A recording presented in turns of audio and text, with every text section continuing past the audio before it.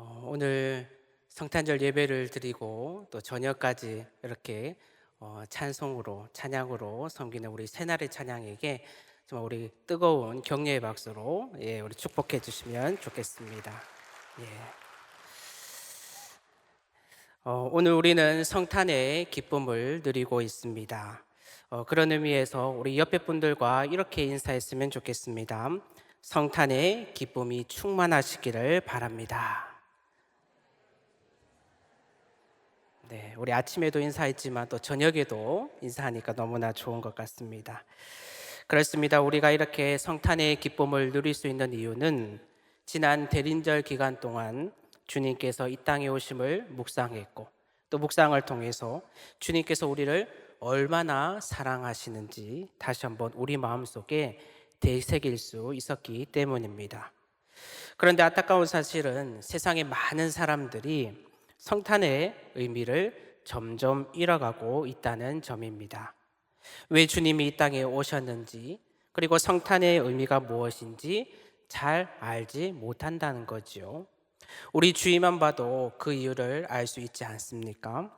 거리를 보면 화려한 트리 장식이 환하게 눈부시게 빛나고 있고, 카페와 식당처럼 사람들이 모인 곳에는 연일 즐거운 캐롤송이 울려 퍼지고 있지만 정작 그 중심에 들어가서 자세하게 들여다보면 성탄의 주인이신 예수님의 모습은 어디에서 찾아볼 수도 없고, 대신 산타클로스처럼 상업적인 이벤트들이 사람들의 마음을 사로잡고 있다는 것을 우리는 발견하게 됩니다. 제가 며칠 전 이와 비슷한 경험을 한 적이 있는데요. 저희 교회와 가까운 곳에 위치한 한 백화점을 지나게 되었는데, 거기에 보면 여러분들도 아시다시피 초대형 LED가 설치되어 있습니다. 그리고 아름다운 이미지와 영상이 계속적으로 상영되고 있죠. 제가 지나간 그날도 많은 사람들이 아름다운 영상을 배경으로 사진도 찍고 또 추억도 남기면서 어찌나 다들 즐거워하는지 참 보기가 좋았습니다. 저도 차 속에서 신호등을 기다리면서 영상을 보고 있었는데 영상을 보다가 조금 이상한 생각이 드는 겁니다. 분명 성탄의 기쁨을 나타내는 영상이었는데 정작 그 영상에는 예수님의 모습이라든지 십자가의 형상은 한 번도 찾아볼 수 없었다는 것입니다. 아주 화려한 생일잔치에 정작 주인공의 모습은 볼 수 없었던 것이죠. 그러면서 문득 이런 생각이 들었습니다. 저렇게 즐거워하는 많은 사람들 중에 주님께서 이 땅에 오신 이유와 또 성탄의 의미를 알고 있는 사람들은 과연 얼마나 될까? 여러분, 이 질문은 우리에게 아주 중요한 질문이 될 수 있습니다. 왜냐하면 세상 사람들의 모습을 통해서 우리 또한 이 세상 분위기 속에서 성탄의 참된 의미를 잃어버린 것은 아닌지, 그래서 성탄을 우리만 기뻐하고 끝내는 절기로만 생각하고 있지는 않았는지 우리 스스로를 되돌아보게 하기 때문입니다. 따라서 오늘 본문 말씀이 참 중요한 말씀인데요. 오늘 말씀은 주님이 이 땅에 오신 의미를 잘 설명해 줄 뿐만 아니라 우리가 왜 성탄의 기쁨을 알지 못하는 자들에게 전해야 하는지 그 이유를 분명하게 말해주고 있기 때문이라는 거죠. 여러분, 주님께서 이 땅에 오신 그 이유가 무엇입니까? 먼저 주님은 우리를 구원하시기 위해 이 땅에 오셨습니다. 21절을 보면 아들을 낳으리니 이름을 예수라 하라. 이는 그가 자기 백성을 저희 죄에서 구원할 자라고 말하고 있습니다. 우리가 이 말씀의 의미를 잘 이해하기 위해서는 먼저 우리가 죄인이라는 사실을 알아야 하는데요. 태초에 하나님께서 천지를 창조하실 때 하나님께서는 자기의 형상을 따라 사람을 창조하셨습니다.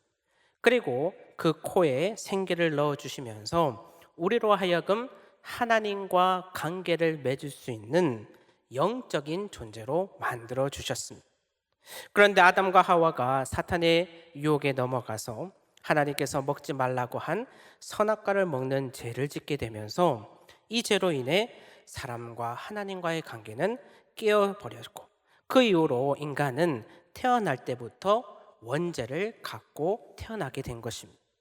그런데 감사한 것은 우리가 죄를 지었다고 하나님께서 우리를 버리신 것이 아니라 도리어 우리를 사랑하사 우리와의 관계를 회복하시기 위해서 이 땅에 육신의 몸으로 오셨다는 사실입니다. 그래서 이 땅에 오신 이유가 자기 백성을 죄에서 구원하기 위함이라고 오늘 말씀은 분명하게 말하고 있다는 거지요. 그렇습니다. 하나님께서는 우리를 사랑하사 우리를 구원하시기 위해서 독생자 예수 그리스도의 모습으로 이 땅에 오셨습니다. 그리고 십자가의 사건을 통해서 우리는 원래 하나님 앞에 나아갈 수 없는 자격이 없는 존재였지만 제사함을 받고 하나님과 화목하게 되는 은혜를 누리게 된 것이죠. 그래서 사도행전 4장 12절을 보면 다른 이로서는 구원을 받을 수 없다고 했고요. 예수님께서도 나는 길이요 진리요 생명이니 나로 말미암지 않고는 아버지께로 올 자가 없다고 말씀하셨습니다. 이처럼 주님께서 이 땅에 오신 것은 우리를 사랑하사 우리를 죄에서 구원하시기 위함이요 우리와의 깨어진 관계를 회복하고 화목하게 하기 위함이며 그러므로 우리는 예수님만이 길이요 진리요 생명이며 다른 이로서는 구원받을 수 없음을 고백함으로 이 구원의 기쁨을 가지고 성탄을 기쁨으로 맞이할 수가 있는 것입니다. 그리고 다음으로 주님이 이 땅에 오신 두 번째 이유는 약속의 성취를 위해서 이 땅에 오셨습니다. 22절을 보면 이 모든 일이 된 것은 주께서 선지자로 하신 말씀을 이루려 하심이라고 되어 있습니다. 이 말씀은 이사야 7장 14절을 의미하는데요. 이사야 7장 14절을 보면 하나님께서 이사야 선지자를 통해서 처녀가 잉태하여 아들을 낳을 것인데 그 이름이 임마누엘임을 말씀해 주십니다. 이는 이미 700년 전에 이 땅에 예수님을 보내주셔서 우리를 구원해 주실 것이라는 이 사실을 미리 약속해 주셨고 이 모든 것이 이루어졌음을 증명하고 있습니다. 그리고 이러한 사실은 단순히 약속을 지켰다는 그 의미를 넘어서 우리 주님이 약속의 하나님, 언약의 하나님임을 우리들에게 보여주고 있는 것입니다. 여러분 성경에 보면 하나님께서 얼마나 많은 믿음의 자녀들과 약속을 하십니까? 아브라함과 자손에 대한 약속을 하셨고요. 이삭과 야곱, 다윗과 모세뿐만 아니라 이스라엘 백성들에게도 가나안 땅에 들어가게 하겠다는 약속을 해주셨습니다.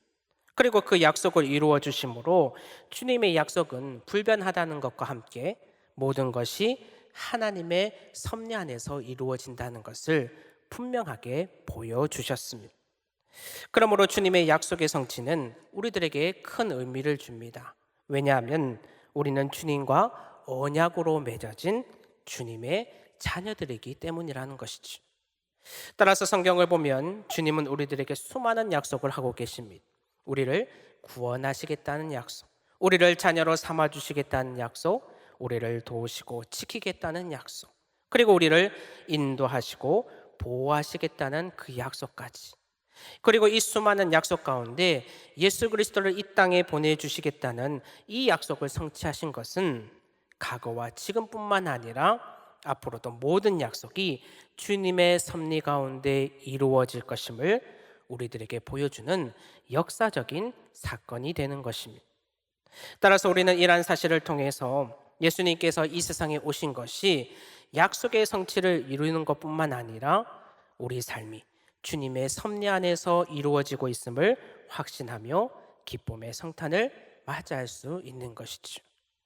그리고 마지막으로 주님이 오신 세 번째 이유는 임마누엘의 약속을 이루시기 위함입니다. 23절을 보면 처녀가 잉태하여 아들을 낳을 것이요 그 이름은 임마누엘이라 하셨으니 이를 번역하면 하나님이 우리와 함께 계시다라고 말씀하십니다. 이는 예수님께서 우리의 구원자 그리고 약속의 성취자이실 뿐만 아니라 우리와 늘 함께 하시는 분임을 말하고 있습니다. 그러므로 주님이 우리와 함께 하신다는 이 약속은 우리가 어디를 가든지 무엇을 하든지 우리와 함께 하시고 심지어 우리가 고난을 당하고 슬픔을 당할 때에도 우리를 도우시고 위로하시며 동행하시겠다는 것을 포함하고 있다는 것이지요. 그러니 우리들에게는 이 사실이 얼마나 큰 기쁨이 되겠습니까?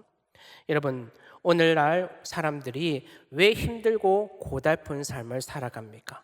주님이 우리와 늘 함께 하신다는 이 약속을 알지 못하기 때문입니다. 그래서 이 세상의 즐거움과 기쁨을 쫓다가 결국은 제 길로 빠지게 되고 낙심과 절망 가운데 살아가는 것 아니겠습니까?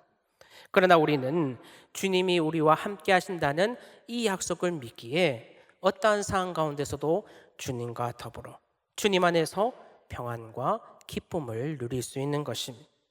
여러분, 이 세상을 살면서 든든한 친구가 있고 든든한 부모님이 있고 든든한 한 사람이 내 옆에 있어도 얼마나 마음이 기쁘고 또 즐겁습니까? 그런데 이 천지를 창조하신 주님께서 나와 늘 함께 하신다고 생각한다면 우리는 그 자체만으로도 큰 기쁨이 되는 것입니다. 성탄의 이 밤 우리를 구원하시고 또 약속을 성취하시며 우리와 함께 하시는 그 주님을 바라보면서 성탄의 기쁨을 풍성하게 누릴 수 있는 여러분들이 되기를 간절히 바랍니다. 그런데 여러분, 우리가 더 한 가지 더 기억해야 할 사실이 있습니다. 그것은 우리가 주님이 이 땅에 오신 그 이유를 알고 기뻐하는 것으로 그쳐서는 안 된다는 사실입니다. 왜냐하면 오늘 말씀을 보면 주님은 우리들에게 기쁨을 누리는 것뿐만 아니라 기쁨을 누리는 자가 해야 할 사명이 있음을 말해주고 있기 때문입니다. 그것이 무엇이겠습니까? 주님께서 이 땅에 오심으로 이루셨던 구원을 우리 또한 이루는 것입니다. 여러분, 예수님께서 이 세상을 떠나실 때 우리와 함께 하시겠다고 말씀하시면서 함께 말씀해 주신 것이 무엇입니까? 마태복음 28장 19절과 20절 말씀입니다. 우리 이 시간 19절과 20절 말씀을 함께 읽어보도록 하겠습니다. 그러므로 너희는 가서 모든 민족을 제자로 삼아 아버지와 아들과 성령의 이름으로 세례를 베풀고 내가 너희에게 분부한 모든 것을 가르쳐 지키게 하라. 이처럼 예수님께서는 부활하고 그리고 승천하시기 전에 마지막으로 제자들에게 이 말씀을 하셨습니다. 그리고 이 말씀의 의미는 무엇이었겠습니까? 복음을 전하는 일, 바로 하나님의 사랑을 전하라는 말씀이었습니다. 그러므로 우리는 주님이 이 땅에 오신 그 이유를 알고 성탄의 기쁨을 누리고 있다면 여기에서 그치는 것이 아니라 주님이 이 땅에 오신 이유를 알지 못하는 자들에게 전하고 또 그들도 성탄의 기쁨을 함께 누릴 수 있도록 우리의 삶 속에서 주님의 사랑을 전하는 것, 이것이 바로 우리들이 마땅히 해야 할 일이라는 것입니다. 여러분, 우리 주위를 들어보면 얼마나 많은 사람들이 어려움에 처해 있는지 모릅니다.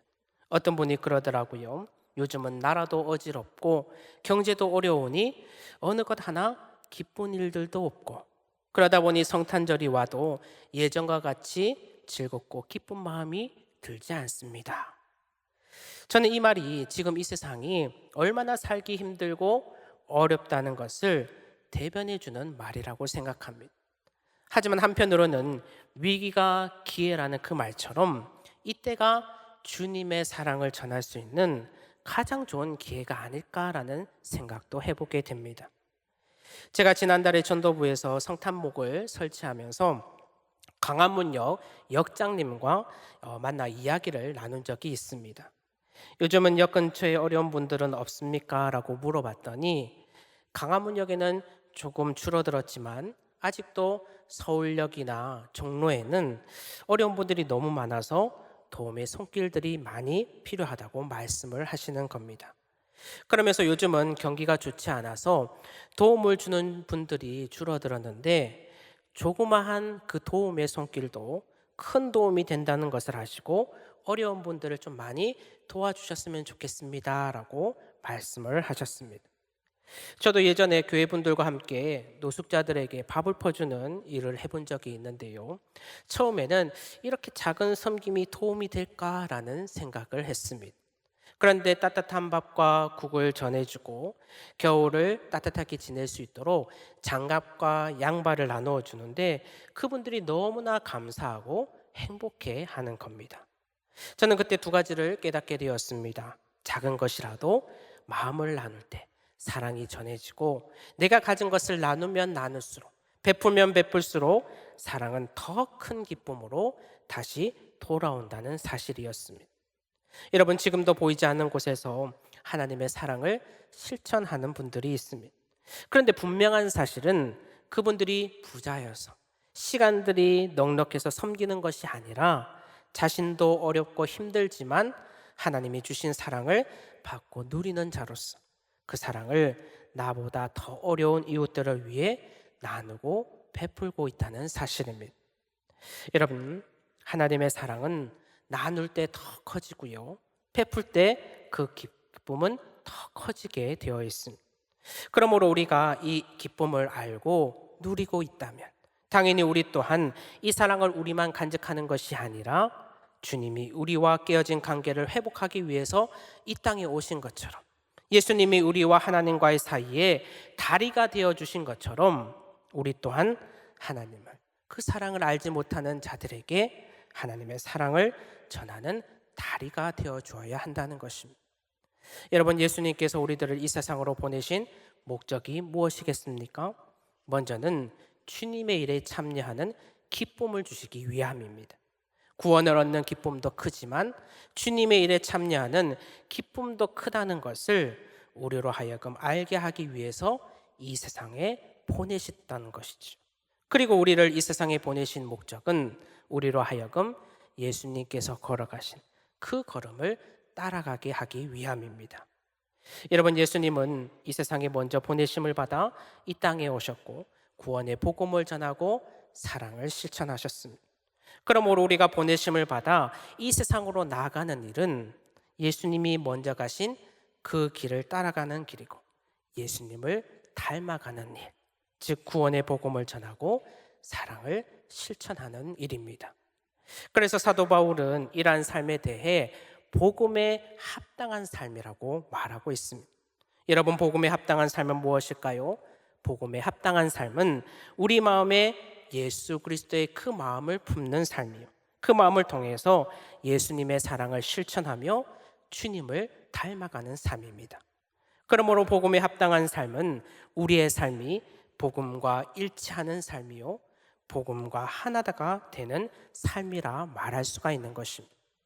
그래서 복음이 예수 그리스도의 좋은 소식이라면 우리 삶은 그 좋은 소식이 구현되는 삶이 되어야 하고, 우리 삶이 자신만 바라보면서 앞만 보고 가는 삶이 아니라 자연스럽게 우리 주위의 어려운 자들과 힘든 자들을 바라보면서 돕고 나누고 베풀 수 있는 주님의 삶을, 사랑을 전하는 삶이 되는 것입니다. 여러분, 우리 주님은 종의 형체를 가지고 가장 낮고 겸손한 모습으로 이 땅에 오셨습니다. 그리고 공생의 기간 동안 가난한 자와 연약한 자, 그리고 도움이 필요한 자들을 돌보시며 그들에게 사랑을 실천하셨습니다. 이것이 바로 주님이 이 땅에 오신 목적이요, 우리가 이루어가야 할 사명인 것입니다. 우리 주위에도 보면 우리가 둘러보지 않아서 그렇지 가난한 자, 연약한 자, 그리고 도움이 필요한 자들이 얼마나 많이 있습니까? 이러한 자들에게 우리가 먼저 다가가서 따뜻한 마음으로 손길을 내밀고 우리의 것을 나누고 베풀어 줄 때 그들의 얼어붙었던 마음은 녹아지고 닫혀 있었던 마음의 문이 열려서 주님의 사랑이 전달되는 기쁨과 은혜가 있을 줄 믿습니다. 그리고 성탄의 기쁨 또한 더 크게 우리에게 다가올 줄 믿습니다. 이제 말씀을 맺습니다. 여러분, 주님은 우리를 구원하시기 위해, 그리고 약속의 성취를 위해 우리와 함께 하시기 위해 이 땅에 오셨습니다. 그리고 그 이유를 통해서 주님이 오신 이 성탄의 기쁨을 누리길 원하십니다. 그러나 거기에서 그치는 것이 아니라 이 기쁜 소식을 모르는 자들에게 전하고 주님의 사랑을 전함으로써 이 성탄의 기쁨을 이 땅에 있는 모든 자들이 함께 누리기를 간절히 원하십니다. 오늘 말씀을 기억하심으로 주님이 오신 그 이유를 아는 자로서 사랑을 실천하며 성탄의 기쁨을 전하고 그 기쁨을 더 크게 누릴 수 있는 여러분들이 되기를 간절히 기도드립니다. 기도하겠습니다. 하나님 아버지, 성탄을 맞이하여 주님이 이 땅에 오신 이유와 우리가 어떻게 그 기쁨을 누려야 하는지 알게 하심을 감사드립니다. 이 땅에 우리를 구원하시기 위해 오신 주님, 약속의 성취를 위해 오신 주님, 임마누엘, 우리와 함께 하시겠다고 하신 주님을 바라보며 성탄의 기쁨을 누릴 뿐만 아니라 그 기쁨을 알지 못하는 자들에게도 주님의 사랑을 전하며 그 기쁨을 함께 풍성히 누릴 수 있는 우리 모두가 되게 하여 주시옵소서. 예수님의 이름으로 기도드리옵나이다. 아멘.